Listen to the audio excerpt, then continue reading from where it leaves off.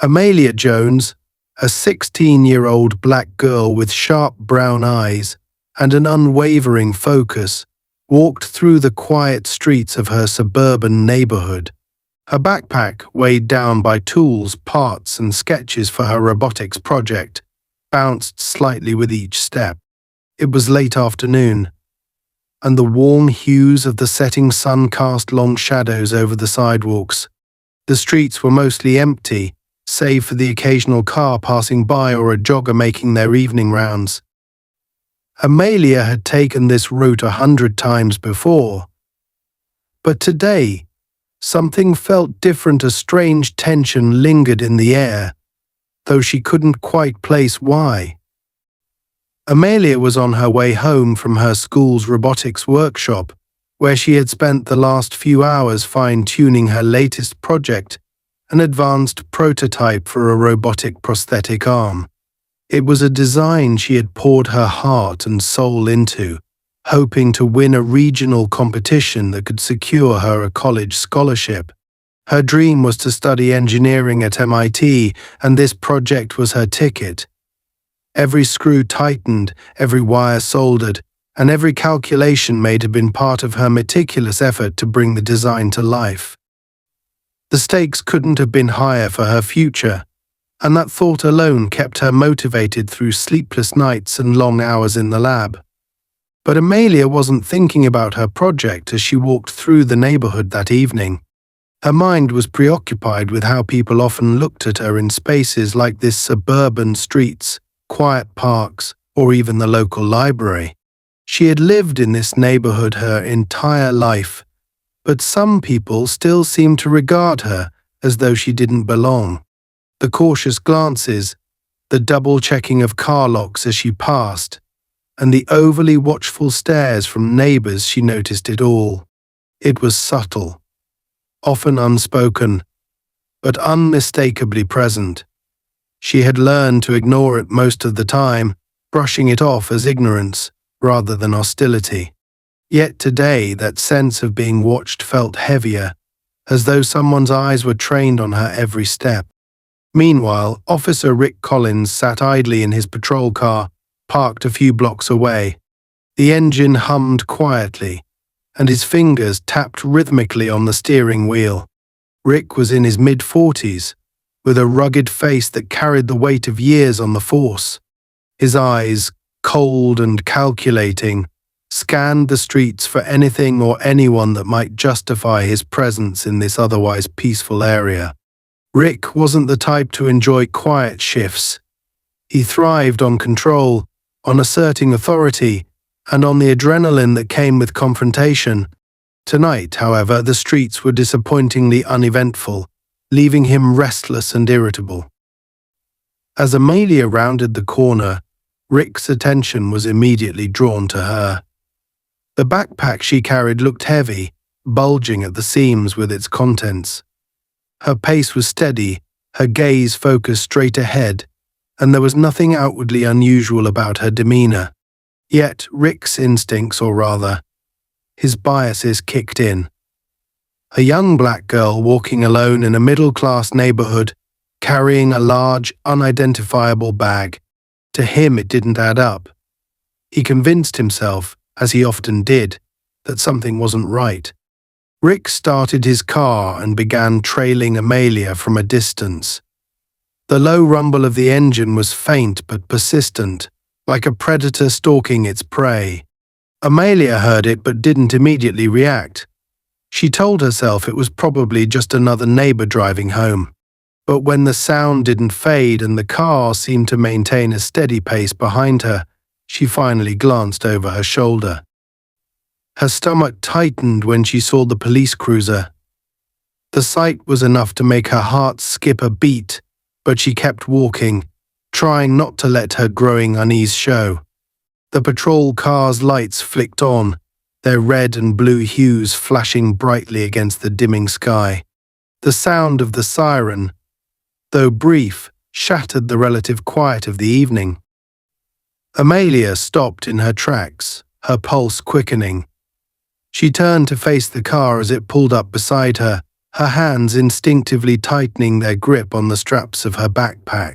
She had done nothing wrong, but the suddenness of the stop and the weight of what could come next filled her with dread. Rick stepped out of the car, his boots hitting the pavement with deliberate force. He adjusted his belt, where his holstered gun sat prominently, and approached her with an air of authority. His eyes narrowed as they scanned her from head to toe, taking in her hoodie, jeans, and scuffed sneakers. The corners of his mouth curled downward in a slight sneer. "Hey there," he said, his tone sharp and demanding rather than friendly. "What are you doing out here?" Amelia blinked, caught off guard by the question. "I'm just walking home," she replied, her voice steady but cautious. "From school." Rick tilted his head, his expression skeptical. "That's a pretty big bag for a school kid. What's in it?" Amelia hesitated. She could feel the weight of his gaze, heavy with suspicion. "It's my project. For robotics class," she explained, keeping her tone calm and measured. "Robotics. Huh?" Rick repeated, his voice dripping with doubt. He took a step closer, invading her space. "Mind if I take a look?" Her grip on her backpack tightened. "I'd rather not," she said, her voice firmer now. "It's my personal property." Rick's jaw tightened, and the air between them grew tense. To him, her resistance was a challenge to his authority. "Listen, kid," he said, his tone dropping an octave. "If you've got nothing to hide, then there's no problem, right? Hand it over." Amelia stood her ground, her heart pounding in her chest. She didn't want to escalate the situation, but she also knew her rights. "I haven't done anything wrong," she said carefully. "You don't have a reason to search my bag." Rick's patience wore thin.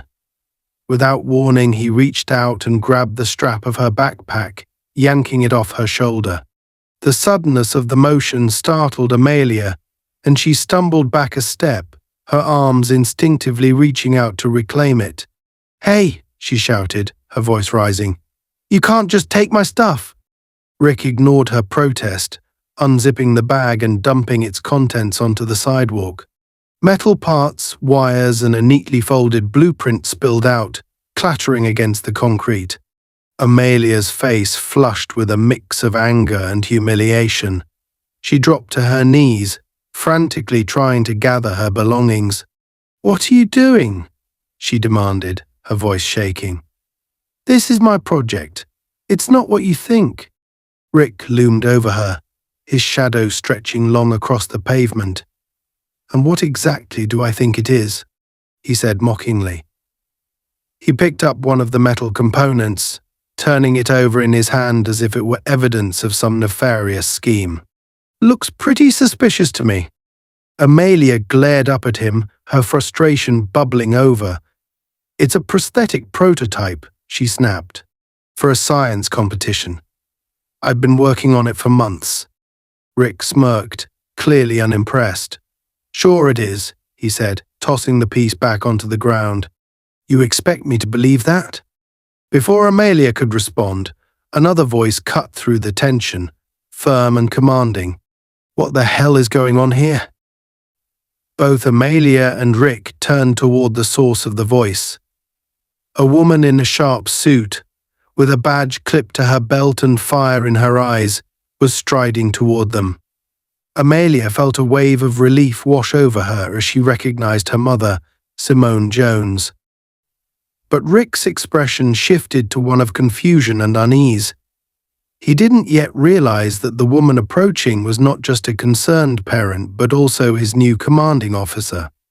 Simone Jones closed the distance between herself, her daughter, and Officer Rick Collins in just a few purposeful strides. Her sharp, polished heels struck the pavement with a force that mirrored her rising anger. Every fiber of her being screamed to rush forward, pull her daughter out of the situation, and confront the man who had dared to intimidate her child. But she knew better. Simone's years of experience as a police captain taught her the importance of staying composed, even when emotions threatened to overtake reason. Still, the sight of Amelia kneeling on the sidewalk, hurriedly gathering her scattered robotics materials, ignited a fire within her that was hard to contain. Rick turned to face Simone, his posture stiffening. His face held the look of a man caught off guard, though his arrogance wouldn't let it fully show. He didn't recognize her immediately, which worked to her advantage. "Ma'am, this doesn't concern you," he said, his tone dismissive. "Please stay back." Simone's eyes narrowed, her lips pressed into a thin line. "It concerns me when an officer under my command is manhandling a teenage girl in broad daylight. What's going on here?" Rick faltered for a moment, visibly thrown by her sharp tone and confident demeanor. His gaze flicked down to the badge clipped to her belt, and the realization began to dawn on him slowly, but not fully. "Your command," he repeated, his voice faltering slightly before regaining its edge. "I don't know who you think you are, but I'm handling a situation here." This girl, he gestured toward Amelia, still kneeling on the ground, was acting suspicious. "I have reason to believe she might be carrying something illegal." Simone raised an eyebrow, her eyes boring into Rick like a drill. "Illegal? She's 16. What possible evidence do you have that would warrant such an accusation?" Her voice was calm, but the underlying steel was impossible to miss. Rick puffed up his chest, the slight embarrassment of being questioned feeding his defensiveness. "She refused to let me search her bag. When someone refuses to cooperate, that raises red flags. I had to act." He gestured to the items strewn across the ground. "And look at this: wires, metal parts, and some kind of, I don't know what this is, but it looks like it could be dangerous." Simone inhaled deeply, suppressing the urge to lash out. She could see Amelia out of the corner of her eye, her daughter's face flushed with anger and humiliation as she continued gathering the pieces of her precious project. It took every ounce of restraint Simone had to keep her composure. "That," she said, gesturing to the components Rick had so carelessly dismissed, "is not dangerous. That is a robotics project, a prosthetic prototype my daughter has been working on for months for a science competition. She's an honors student, and she has nothing to hide." Rick's face flushed red, a mixture of frustration and embarrassment creeping up his neck. "With all due respect, ma'am." Simone cut him off, her voice dropping to a lower, more commanding tone. "With all due respect, Officer Collins, I am your captain. Or have you not yet bothered to read the department's latest personnel memos? If you had, you'd know that I've been assigned to lead this precinct as of last week. Now tell me again what justified your decision to intimidate and humiliate a 16-year-old girl?" The weight of her words hit Rick like a freight train. His mouth opened, then closed, as if he were searching for an answer that wouldn't further incriminate him. He glanced down at Amelia, who had finally stood up, clutching the remnants of her project close to her chest. She didn't say a word, but the fire in her eyes matched her mother's. Rick shifted uncomfortably under Simone's unyielding gaze. "Well, Captain," he began, the title now forced out of his mouth. The situation appeared suspicious.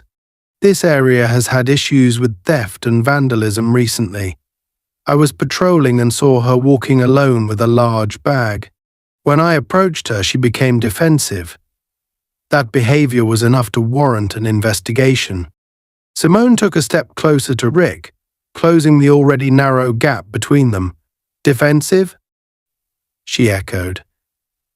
"You mean to tell me that a teenager who was stopped out of nowhere and immediately treated like a suspect had the nerve to defend herself? I wonder why that could be." Her tone dripped with sarcasm, and the icy glare she gave him made him shift uncomfortably. Rick attempted to regain control of the narrative, his voice rising slightly. "Look, I was just doing my job. I didn't know who she was. It's not like she introduced herself as your daughter. Simone's eyes flared, and for the first time, her tightly controlled anger cracked through. She shouldn't have to. Her identity shouldn't matter. What should matter is whether you had any legitimate reason to stop her in the first place, and from where I'm standing, you didn't. Rick opened his mouth to retort, but Simone didn't give him the chance. She turned to Amelia, her expression softening slightly as she addressed her daughter. "Are you all right, baby?"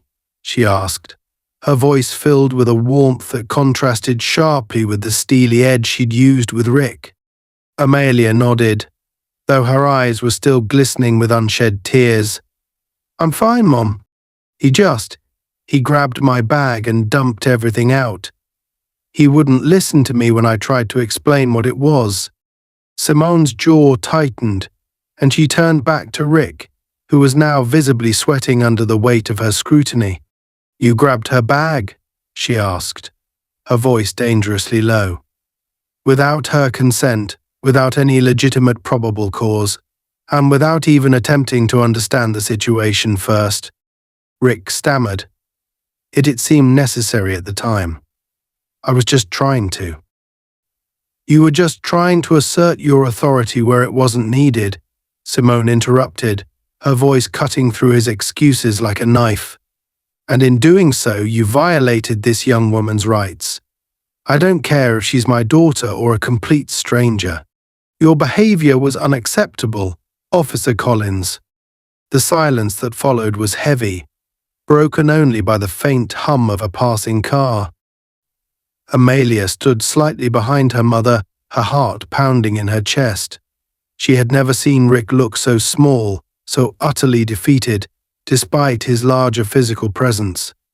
Simone, on the other hand, seemed to tower over him, her presence commanding and unyielding. Rick, realizing there was no way to talk himself out of the hole he'd dug, tried a different approach. "Captain Jones," he said, his voice subdued, "I understand that this situation could have been handled better. I apologize if my actions came across as heavy-handed. I was only trying to do my job." Simone stared at him for a long moment, her expression unreadable. Finally she spoke, her voice calm but resolute. "Your job, Officer Collins, is to protect and serve this community, not to profile its residents, intimidate its youth, or abuse your authority. I suggest you reflect on that before we discuss the consequences of your actions." Rick's face paled at the word consequences, but he said nothing. Simone turned back to Amelia and placed a reassuring hand on her shoulder. "Let's go home," she said softly. "We'll deal with this later." Amelia nodded, clutching her damaged project tightly as they began walking away. Rick stood frozen, the weight of what had just transpired settling heavily on his shoulders. As Simone and Amelia disappeared down the street, the silence that remained felt deafening. For the first time, Rick realized that this wasn't just about one bad decision, this was about the kind of officer he had chosen to be, and the reckoning he would soon face. As Simone and Amelia began walking away, the tension between them and Officer Rick Collins lingered like the static charge in the air after a lightning strike. Amelia clutched the broken remnants of her robotics project close to her chest, trying to steady her breathing. Simone's hand on her shoulder was firm and reassuring, but the quiet between them was heavy with unspoken words. Amelia wanted to feel relief that her mother had stepped in, but the humiliation and anger she felt twisted inside her like a knot. She could still feel the officer's rough grip on her backpack, and the sound of her project pieces scattering across the pavement echoed in her mind. It wasn't over, not yet. Behind them, Rick Collins stood rooted to the spot, his face a mixture of frustration, embarrassment, and bruised pride. He had made a grave mistake, and he knew it. But instead of retreating or taking the opportunity to reflect on what had just happened, His indignation flared. The humiliation of being reprimanded in public, and by his new superior no less, burned hotter than any shred of guilt he might have felt. His ego wouldn't let it go. As Simone and Amelia turned the corner, Rick took a few determined steps forward, his voice cutting through the silence. "Wait a minute," he barked, his tone sharp and unyielding. Simone stopped abruptly, her back still to him, her shoulders squaring as if bracing for impact. Amelia froze beside her, her grip tightening on the broken fragments of her prosthetic prototype. Simone exhaled slowly before turning to face him, her expression as composed as ever, though her eyes flashed with a dangerous edge. "What now, Officer Collins?" she asked, her voice calm but carrying a weight that could have leveled mountains. "Haven't you done enough?" Rick hesitated for a moment, but the simmering anger bubbling beneath his surface wouldn't let him back down. "Captain," he began, forcing a strained respect into the title, "I understand your perspective, but I need to clarify something. You may have authority in the precinct, but out here, I have the discretion to act as I see fit when it comes to maintaining public safety." Simone tilted her head slightly, as if considering his words, but the flicker of a smirk on her lips betrayed her disbelief. "Public safety," she repeated, her tone dripping with incredulity. "You honestly believe that intimidating a 16-year-old girl and destroying her personal property falls under the umbrella of maintaining public safety?" Rick's jaw tightened. "I acted on what I observed," he said defensively. "This area has been a hotspot for criminal activity lately. I saw someone carrying a suspiciously large bag and refusing to cooperate when questioned. I couldn't just ignore that." Amelia, who had remained silent up until now, couldn't hold back any longer. The frustration and humiliation boiling inside her finally erupted. "I wasn't refusing to cooperate," she snapped, her voice trembling with a mix of anger and hurt. "I was trying to explain what was in my bag, but you wouldn't listen. You just grabbed it like I wasn't even a person, like I didn't matter." Her words hit Rick like a slap to the face, though he tried not to show it. He turned his gaze to her, and for the briefest moment, there was something that almost resembled regret in his eyes. But it was quickly replaced by the cold, rigid demeanor he had adopted throughout the encounter. "Miss, you need to understand that in situations like this, time is of the essence. If I hesitated..." Simone raised a hand, silencing him mid-sentence. Her calm exterior began to crack, and the fire that had been simmering beneath the surface now blazed in her voice. "Don't you dare try to justify your actions to her," she said, her tone cutting through the air like a blade. "You didn't hesitate, Officer Collins. You didn't stop to think, you didn't assess the situation, and you certainly didn't listen. You saw what you wanted to see and acted accordingly, without any regard for the consequences." Rick opened his mouth to respond, but Simone took a step closer to him, her presence commanding and unyielding. "Do you even realize what you've done?" she continued, her voice rising slightly. "You destroyed months of hard work that could have changed lives. You humiliated her in public, treating her like a criminal for no reason other than your own assumptions. And now, instead of taking accountability, you're doubling down on your mistakes." Amelia watched her mother in awe, her chest swelling with a mixture of gratitude and pride.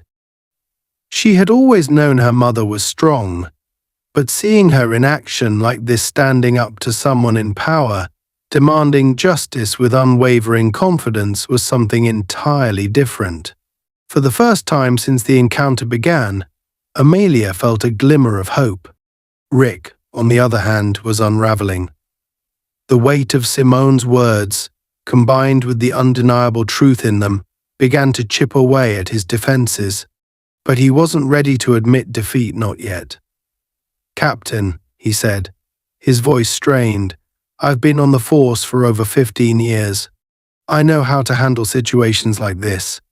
Maybe I overstepped, but I was just doing my job." Simone shook her head slowly, her eyes never leaving his. "No, Officer Collins," she said firmly. "Doing your job means serving and protecting every member of this community, not just the ones you deem worthy. It means treating people with dignity and respect, regardless of their age, race, or appearance. What you did today wasn't policing, it was bullying." The word hung in the air, heavy and undeniable. Rick flinched slightly, the sting of it hitting him harder than he'd expected. He glanced around, as if hoping for someone to come to his defense, but the street was empty. He was alone, and the realization that he had no allies in this moment was a sobering one. Simone stepped back, her voice softening but losing none of its authority. "You have a choice to make, Officer Collins," she said. "You can either take this as an opportunity to reflect on your actions and do better, or you can continue down the path you're on and face the consequences. But make no mistake, there will be consequences."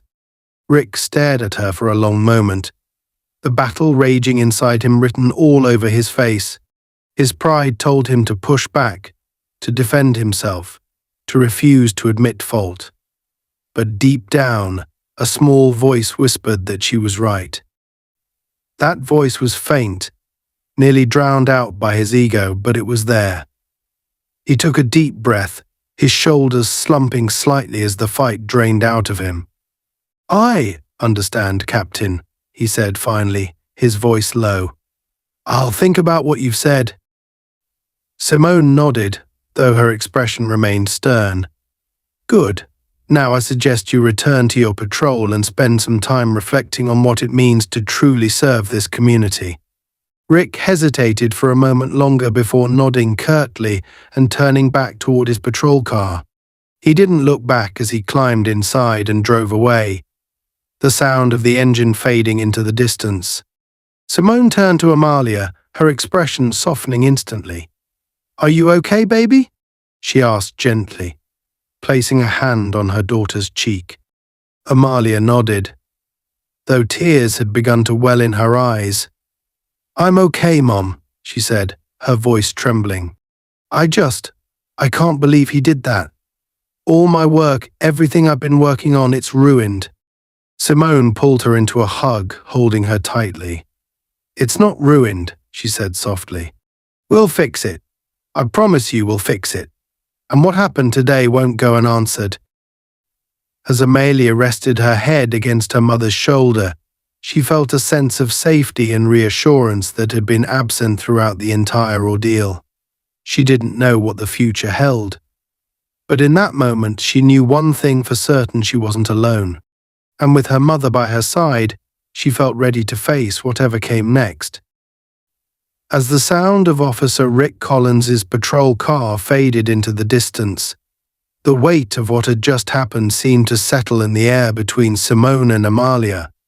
The street was eerily quiet, as if the entire neighborhood had paused to absorb the tension that had unfolded on the pavement.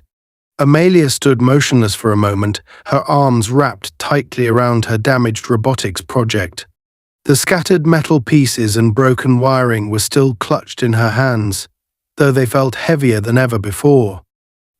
Her mind raced, replaying every moment of the humiliating confrontation, every dismissive word from the officer, and every shred of her dignity that had been trampled in the process. She felt small, powerless, and yet, somewhere deep within her, a spark of defiance began to grow.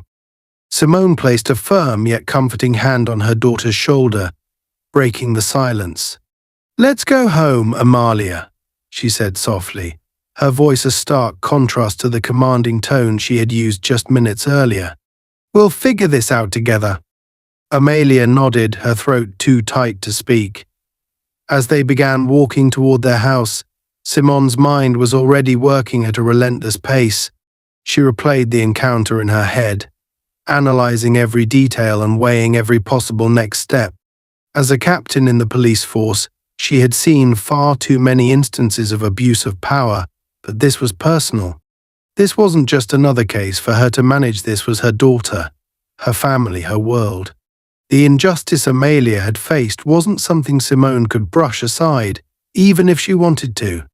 It was a glaring example of everything she had sworn to fight against, both as a mother and as an officer of the law. When they finally reached their house, Amelia hesitated at the front door. She turned to her mother, her face a mixture of anger and sadness. "Mum," she began, her voice trembling slightly. "Why does this keep happening? Why do people like him think they can just treat us like that? Like we're nothing?" Simone's heart ached at the question. She had spent her entire career navigating the complexities of systemic racism, both as a black woman in law enforcement and as a mother raising a daughter in a world that so often seemed stacked against her. She took a deep breath, choosing her words carefully. "Because Amelia," she said gently, "some people let their fear and ignorance control them. They see someone who doesn't look like them or fit into their narrow idea of what's normal, and they assume the worst. It's wrong, and it's unfair, but it's not your fault. None of this is your fault." Amelia's eyes filled with tears, but she blinked them away, her jaw tightening with determination. "It's just, I worked so hard on this," she said, gesturing to the broken pieces in her arms, "and he treated it like it was garbage. Like I was garbage." Simone's expression hardened, her resolve solidifying. "You are not garbage, and neither is your work," she said firmly. "You've created something extraordinary, Amelia.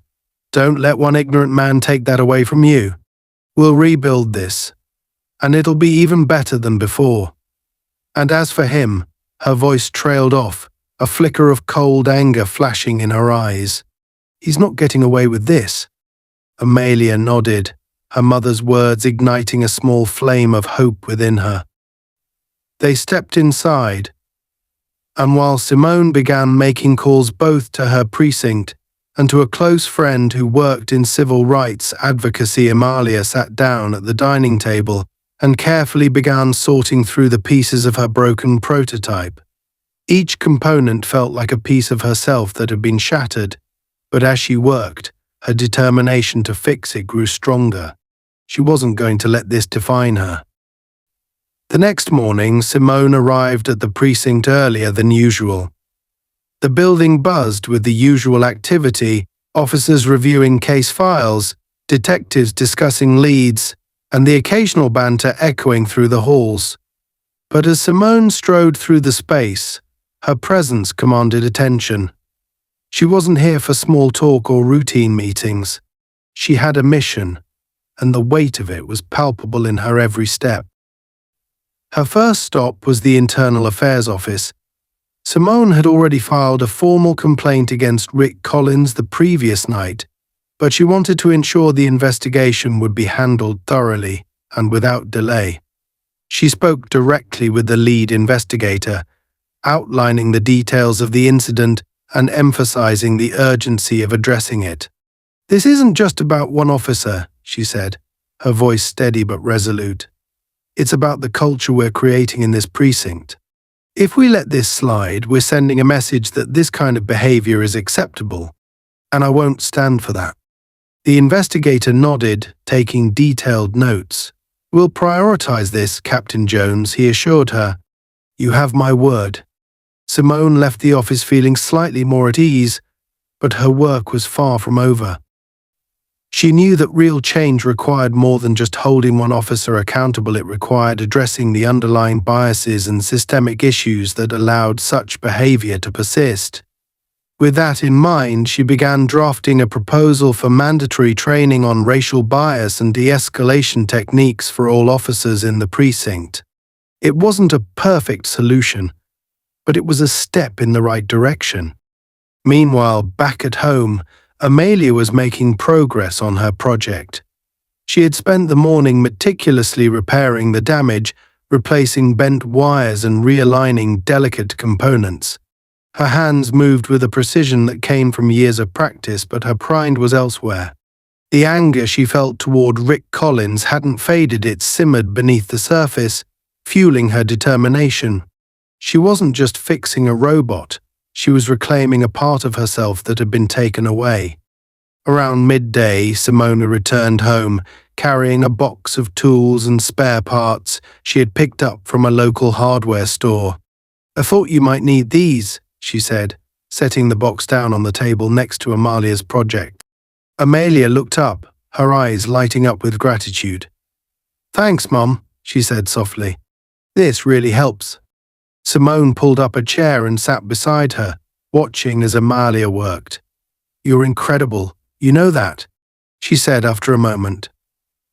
"The way you've handled all of this, I'm so proud of you." Amelia smiled faintly, though her expression remained serious. "I just don't want him to win," she said. "He tried to make me feel small, like what I was doing didn't matter. But it does matter, and I'm going to prove it." Simone reached over and gently squeezed her daughter's hand. "You already have." Later that afternoon, Simone received a call from the precinct. Rick Collins had been summoned for an official review of his actions, and Simone was expected to attend as his commanding officer. The thought of facing him again was exhausting, but she knew it was necessary. She couldn't let this opportunity to hold him accountable slip through her fingers. When she arrived at the precinct's conference room, Rick was already there, seated at the far end of the table. His usual air of arrogance had been replaced with a strained, defensive posture. He avoided making eye contact with Simone as she entered the room, but she could feel the tension radiating off him. Several other officers and members of internal affairs were present, their expressions neutral but attentive. The lead investigator began the meeting by summarizing the incident and outlining the allegations against Rick.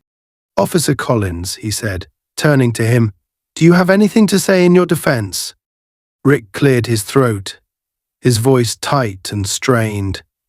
"I was doing my job," he said, his words measured but lacking conviction. "I saw what appeared to be suspicious behavior, and I acted accordingly. I didn't know who she was or what she was carrying. I was trying to protect the community." Simone leaned forward, her gaze sharp. "Protect the community," she repeated. "By targeting a teenager walking home from school, by destroying her property and ignoring her attempts to explain herself. That's not protection, Officer Collins, that's profiling." Rick's face reddened, but he said nothing.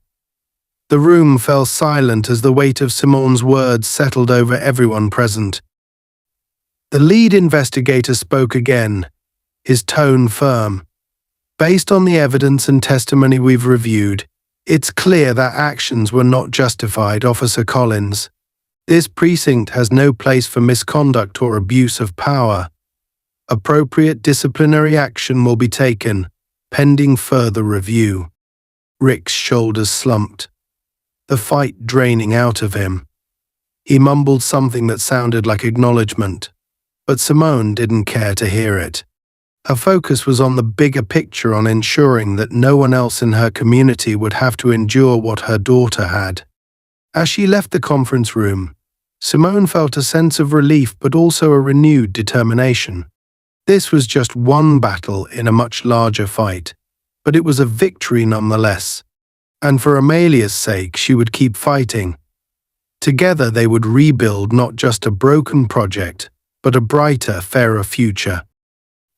As Simone exited the conference room after the disciplinary meeting with Officer Rick Collins, a weight still pressed heavily on her shoulders. The process of holding him accountable had begun, but she knew that a single reprimand wouldn't fix the deeper systemic issues that had led to this incident.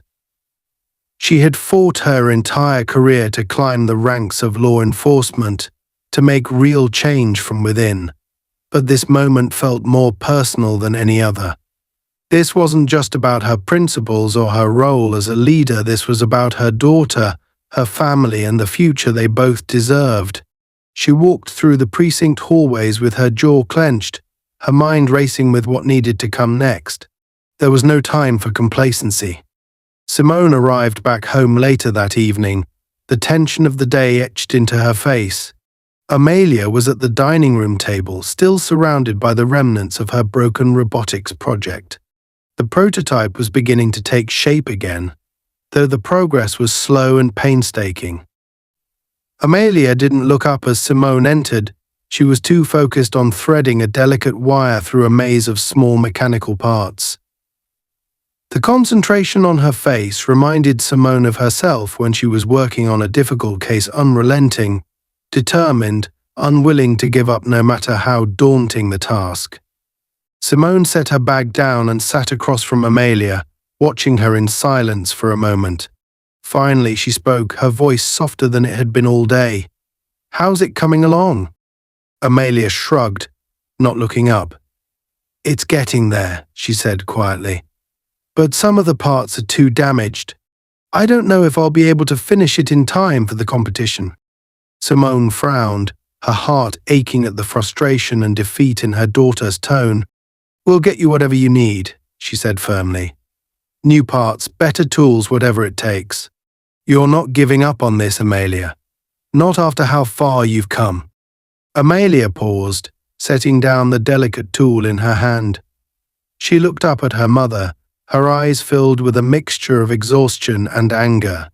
"It's not just about the project, Mom," she said, her voice trembling slightly. "It's about how he made me feel, like I was nothing. Like all my hard work didn't matter, and I hate that he gets to just walk away from it." Simone reached across the table, taking her daughter's hand in her own. "He's not walking away," she said, her voice resolute. "What happened today at the precinct was just the beginning. There's going to be a full investigation, and he's going to be held accountable. But this isn't just about him, Amelia. It's about changing the system that lets people like him act this way in the first place. And that's a fight I'm not going to back down from." Amelia nodded, though her expression remained guarded. "It's just hard," she admitted, "to believe that things will actually change." Simone squeezed her hand. "I know," she said, "but we don't stop fighting just because it's hard. We fight because it's worth it." The next morning, Simone was back at the precinct, ready to take the next steps in addressing what had happened. She had spent the previous night drafting a comprehensive plan for immediate changes within her precinct, including mandatory racial bias training, stricter oversight of officer behavior, and an anonymous reporting system for misconduct. It was ambitious, and she knew it would face resistance from some of her colleagues, but she also knew it was necessary. As she walked into the morning briefing, the room grew noticeably quieter. Officers shuffled papers, avoided her gaze, and exchanged uneasy glances. Simone could feel the tension in the air. The news of her confrontation with Rick Collins had already spread, and it was clear that not everyone was happy about it. She ignored the murmurs and took her place at the front of the room, her presence commanding the attention of everyone present. "Good morning," she began, her voice steady and authoritative. "Before we get into today's agenda, I want to address something important. Yesterday, an incident occurred involving one of our officers and a member of our community. That incident is now under investigation, and I want to make it very clear that this precinct will not tolerate any form of misconduct or abuse of power. We are here to serve and protect everyone in this community, without exception." A few officers shifted uncomfortably in their seats, but Simone pressed on. "Starting immediately, we will be implementing new policies to ensure accountability and transparency within our department.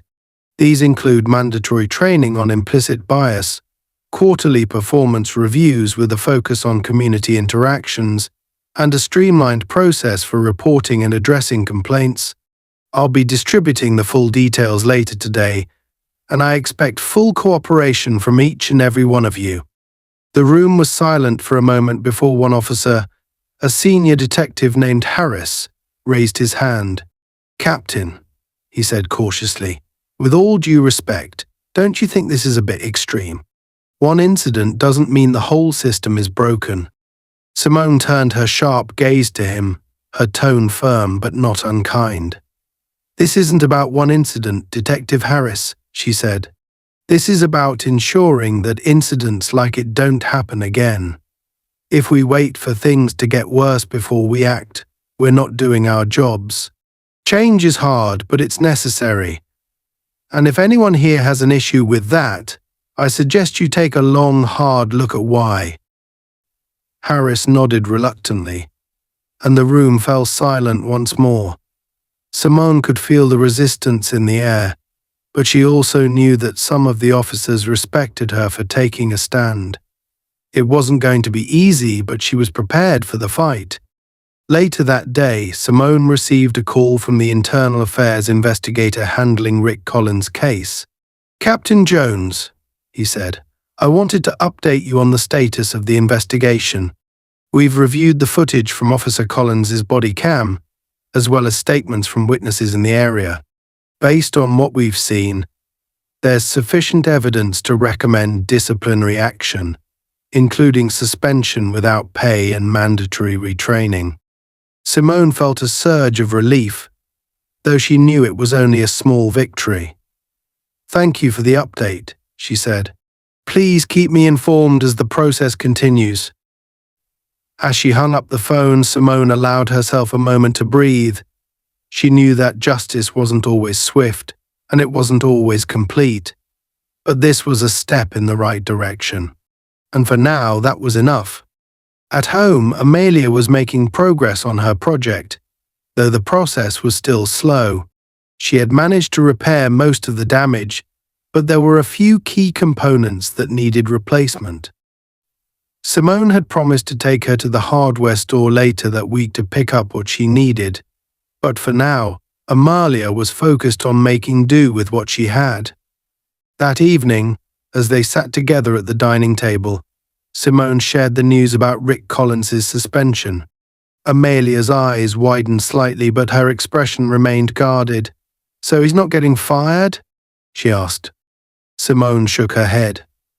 "Not yet," she said. "But he's going to be retrained, and he'll be under strict scrutiny moving forward. If he steps out of line again, it'll be the end of his career." Amelia frowned, her frustration evident. "It just doesn't feel like enough," she said. "He humiliated me, Mom. He ruined my project, made me feel like I didn't matter, and he gets to keep his job." Simone reached out, placing a hand on her daughter's. "I know it doesn't feel like enough," she said gently. "And maybe it isn't. But this isn't the end, Amelia. This is just the beginning. Change takes time, and it takes persistence.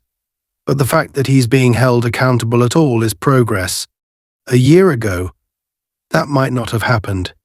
Amelia nodded reluctantly, though the fire in her eyes remained. "I just want to do something," she said. "I don't want to feel powerless anymore." Simone smiled, her pride in her daughter shining through. "Then do something," she said. "Finish your project. Show them what you're capable of. Use your voice, your talent, your brilliance to make a difference. That's the most powerful thing you can do."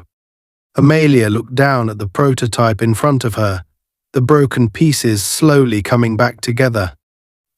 For the first time since the incident, she felt a sense of purpose returning. She wasn't just rebuilding a robot, she was rebuilding herself. And she wasn't going to let anyone take that away from her again. The day of the science competition had finally arrived, and the air buzzed with nervous excitement as students from across the region gathered to present their projects. Amelia Jones stood in the corner of the large auditorium, a mixture of anticipation and anxiety swirling inside her. Her robotics prototype sat on the display table before her, fully rebuilt and gleaming under the bright overhead lights. Every screw, wire, and joint had been meticulously reassembled, though the process had been a grueling one. Each step felt like reclaiming a part of herself that Officer Rick Collins had tried to strip away. She had poured everything into this moment, determined not only to prove her own resilience, but also to show the world what she was capable of.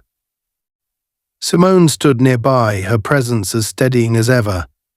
Dressed in a crisp blazer, she exuded an aura of quiet strength.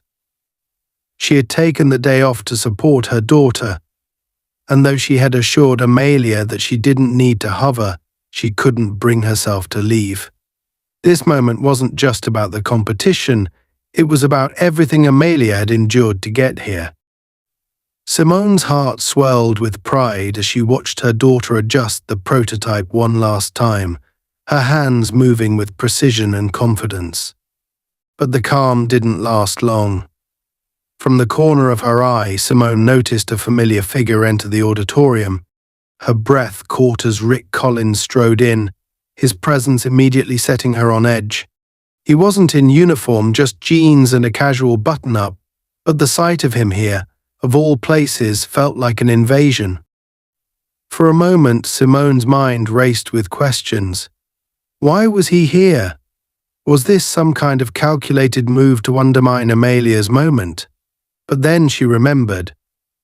After the internal investigation, Rick had been reassigned to community outreach programs, including educational events like this one. He wasn't here to cause trouble, at least, she hoped not. Even so, Simone's protective instincts kicked in, and her posture stiffened. Amelia spotted him too, and her hands froze mid-adjustment. Her stomach twisted, and for a brief moment she felt the same wave of humiliation and anger that had consumed her on the day of their confrontation. She took a deep breath, steadying herself, and forced her hands to move again. She wasn't going to let him ruin this for her. Not today. Rick's eyes scanned the room, and when they landed on Amelia, a flicker of recognition crossed his face. He hesitated, his expression unreadable, before slowly making his way toward her display. Simone stepped forward, positioning herself protectively beside her daughter, her gaze sharp and unyielding. "Collins," she said evenly, her tone laced with warning. "What are you doing here?" Rick stopped a few feet away, visibly uncomfortable under Simone's piercing stare. "I'm here as part of the Precinct's community outreach program," he said, his voice low and measured. "I was assigned to help oversee the event." Simone's eyes narrowed. "You expect me to believe this is just a coincidence?" Rick met her gaze, his own expression strained. "I didn't know she would be here," he said, glancing briefly at Amelia. "I'm not here to cause trouble, Captain. I just want to do my job." Simone studied him for a moment, searching for any hint of insincerity. Finally, she nodded curtly, though her guard remained up. "Stay out of her way," she said firmly. "She doesn't need any more distractions." Rick nodded, stepping back slightly, though his eyes lingered on Amelia's project. "I won't bother her," he said quietly. I hope she does well." Simone's eyes narrowed further, but she didn't respond. Instead, she turned her attention back to Amelia, who was doing her best to ignore the exchange. Her daughter's focus was admirable, but Simone could see the tension in her shoulders, the way her jaw clenched just a little too tightly. She leaned in close, her voice soft. "Are you okay, baby?" Amelia nodded, though her voice was tight. "I'm fine," she said. "He's not worth it. I've got this." Simone smiled, a swell of pride washing over her. "That's my girl." As the competition began, the judges made their way from table to table, listening to presentations and carefully evaluating each project. Amelia watched them approach, her heart pounding in her chest. This was it, the moment she had worked so hard for. She took another deep breath, grounding herself, and began her presentation. Her voice was steady and confident as she explained the intricacies of her robotic prosthetic. She talked about its lightweight design, its innovative use of adaptive technology, and its potential to improve the lives of people with disabilities. As she spoke, her passion for the project shone through, captivating the judges and drawing a small crowd of onlookers. Even Simone, who had heard Amelia talk about the project countless times, felt a lump rise in her throat at the sheer brilliance of her daughter's work. Rick Collins lingered at the edge of the crowd, his expression unreadable. For the first time, he seemed to truly see Amelia not as a suspicious teenager walking through a neighborhood, but as an intelligent, driven young woman with a vision for the future. The realization hit him like a punch to the gut, and he shifted uncomfortably, his usual arrogance replaced by something that almost resembled shame. As Amelia finished her presentation, the judges exchanged impressed looks, jotting down notes and nodding appreciatively. One of them, an older man with a kind smile, leaned forward. "This is an incredible achievement," he said. "What inspired you to create this?" Amelia hesitated for a moment, her eyes flicking briefly toward Rick before returning to the judge. "I've always wanted to help people," she said, her voice steady. "But honestly, this project became even more important to me after I faced a challenge that made me question whether my work mattered. It was hard, but it also pushed me to work even harder. I wanted to prove to myself and to others that what I'm doing does matter." The judge nodded, clearly moved by her words. "Well, you've certainly done that," he said. "Congratulations." As the judges moved on to the next table, the crowd began to disperse, but Simone stayed by Amelia's side, beaming with pride. "You were amazing," she said, pulling her daughter into a hug. "No one could have done that better." Amelia smiled, her confidence finally starting to settle in. "Thanks, Mum," she said. "I think I did okay." "You did more than okay," Simone replied, her voice filled with conviction. "You showed everyone exactly who you are, and no one can take that away from you." But as the moment of triumph settled over them, Rick approached hesitantly, his hands in his pockets. Simone stiffened immediately, her protective instincts flaring, but Amelia held up a hand, stopping her. "It's okay, Mom," she said softly. "Let me handle this." Simone hesitated but stepped back, though her watchful gaze never left Rick. Rick stopped a few feet away, his posture awkward and unsure. He looked at Amelia, then at the prototype on the table, before finally speaking. "That was impressive," he said, his voice low. "You've got real talent." Amelia crossed her arms, her expression guarded. "Thanks," she said coolly. "But I didn't do it for you." Rick nodded, looking down at the floor. "I know," he said. I wanted to say I'm sorry. For what I did, I was wrong, and there's no excuse for it. You didn't deserve that." Amelia stared at him for a long moment, her emotions swirling. Part of her wanted to lash out, to make him feel the humiliation and anger she had felt. But another part of her, the part that her mother had nurtured, reminded her that true strength wasn't about revenge, it was about rising above. "Okay," she said finally, her voice steady. "You're sorry, but an apology doesn't fix what you did. It doesn't change how you made me feel." Rick nodded again, his face tight with regret. "I know," he said, "but I'm going to try to be better. I just wanted you to know that." Amelia didn't respond immediately. She didn't forgive him, not yet. Maybe not ever, but she wasn't going to let him take up any more space in her life. "Good luck with that," she said simply, turning back to her project. Rick took the hint and stepped away, leaving Simone and Amelia alone once more. Simone placed a hand on her daughter's shoulder, her heart swelling with pride. "You handled that perfectly," she said. Amelia nodded, a small smile tugging at the corners of her mouth. "Thanks, Mom," she said. "I learned from the best." The weeks following the science competition unfolded with a sense of closure and renewal for Amelia and Simone. Amelia's robotic prosthetic had not only secured her first place in the competition, but had also drawn the attention of several notable organizations. Representatives from tech companies and universities approached her after the event, praising her ingenuity and offering opportunities to further develop her project. For Amelia, it was a validation of everything she had worked for, not just her skills as an engineer, but her resilience in the face of adversity. Yet, even as the excitement of her victory lingered, the memory of what she had endured with Officer Rick Collins still hovered in the back of her mind. Simone, ever the protector and advocate, ensured that Rick's misconduct was not swept under the rug. His suspension, though initially temporary, became permanent after further investigation revealed a pattern of complaints against him. Simone had made it clear to the department that such behavior would no longer be tolerated under her leadership.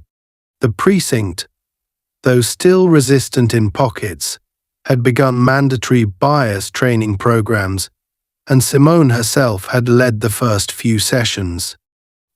Her no-nonsense approach left little room for argument.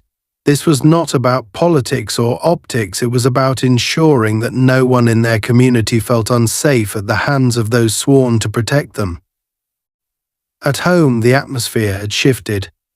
Amelia carried herself with a newfound confidence, the trauma of the encounter with Rick no longer defining her but instead fueling her determination. The project she had presented at the competition was now evolving into something bigger.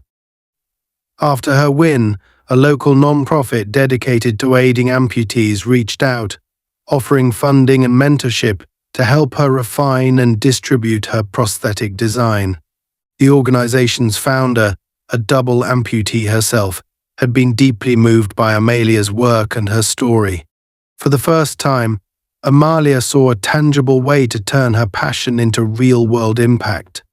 One evening, as Simone sat at the kitchen table reviewing precinct reports, Amelia walked in, holding a sleek new blueprint she had been working on. She placed it on the table in front of her mother, a proud but cautious smile playing on her lips.